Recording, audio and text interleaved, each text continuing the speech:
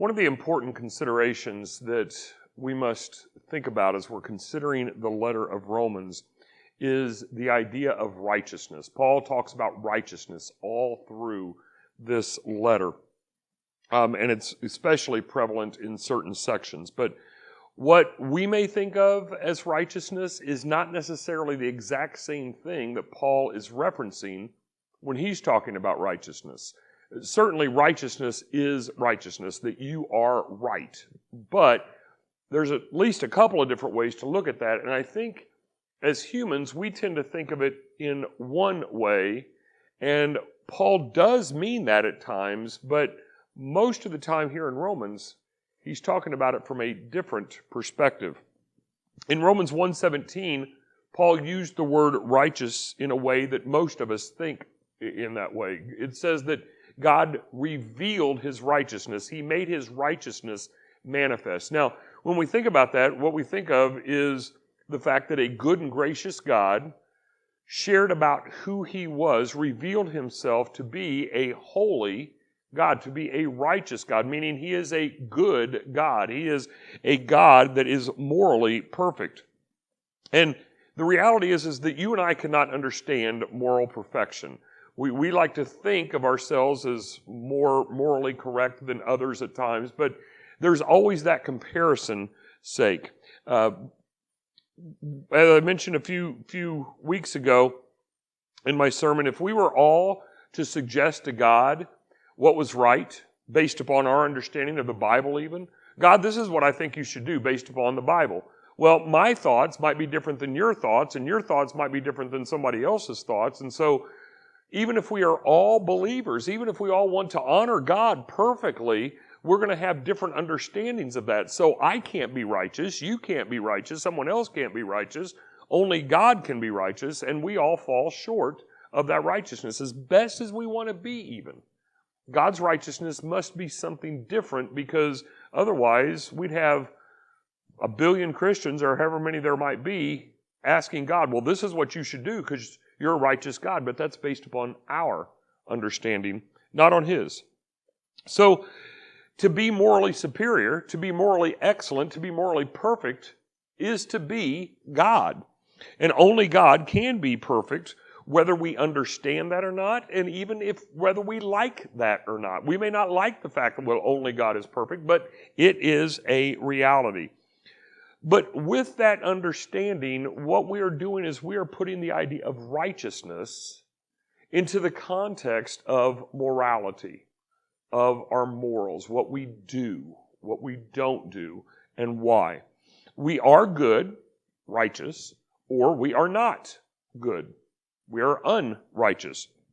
As humans, we tend to think in degrees. Well, I am better than him, or they are not as good as me. But those degrees are something that mankind has made, not God. The idea of being morally righteous, then, is understood from a relative perspective. And again, Paul does talk about that in Romans, but much of Romans is talking about righteousness from a non-moral perspective. That non-moral perspective is the idea of a forensic righteousness. That is, we are truly righteous or we are not.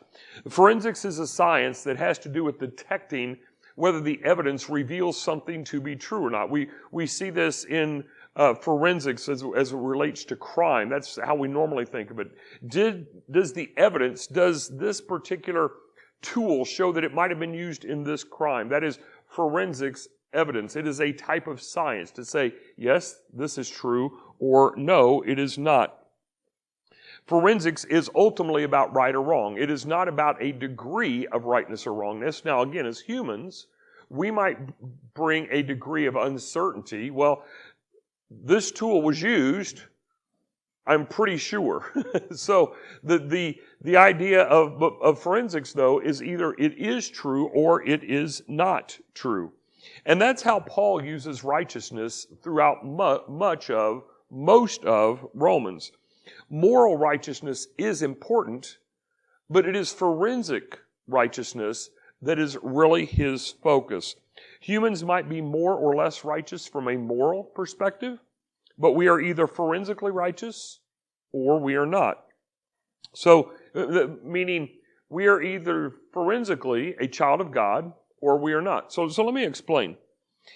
We may know in our mind that someone can be good, they can be a good person, but they are not saved. Many people argue that that's not fair. How could God send a good person to hell, for instance, that person might be destined for hell? On the other hand, some who are bound for heaven may not even be as good as that good person. That they may be saved, but their behavior, their lifestyle is not as good as the person who is destined for hell. Again, that seems unfair to us. But that is the distinction between forensic righteousness and moral righteousness. We are either saved or we are not saved.